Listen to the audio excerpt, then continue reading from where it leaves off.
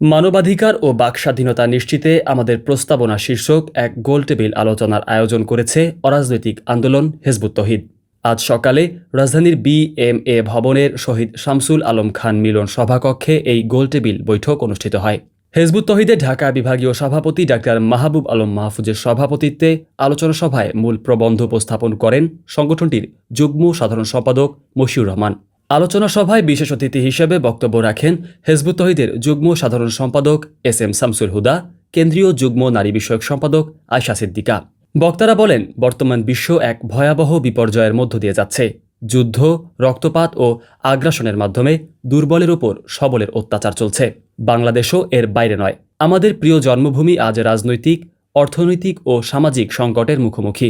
আমরা দেখছি দেশে আন্দোলন হচ্ছে, সরকার পরিবর্তন হচ্ছে, কিন্তু সাধারণ মানুষের কাঙ্ক্ষিত শান্তি ও মৌলিক মানবাধিকার নিশ্চিত হচ্ছে না। এমনকি মানুষের বাক স্বাধীনতা রক্ষাতেও আমরা বারবার হোঁচট খাচ্ছি। এই সংকট থেকে উত্তরণের জন্য আল্লাহর দেওয়া তৌহিদের ভিত্তিতে একটি শান্তিময় জীবন ব্যবস্থা প্রবর্তনের প্রস্তাবনা তুলে ধরেন তারা। এ সময় কেন্দ্রীয় গণমাধ্যম যোগাযোগ সম্পাদক শারমিন সুলতানা চৈতির সঞ্চালনায় সাংবাদিক ও সুধীজনদের উপস্থিতিতে আয়োজিত এই অনুষ্ঠানটি একটি উন্মুক্ত আলোচনায় পরিণত হয়। আগামী দিনে এ ধরনের গঠনমূলক আলোচনার ধারাবাহিকতা বজায় রাখার আহ্বান জানান অতিথিরা। খন্দকার তাসিন, দেশের পত্র, ঢাকা।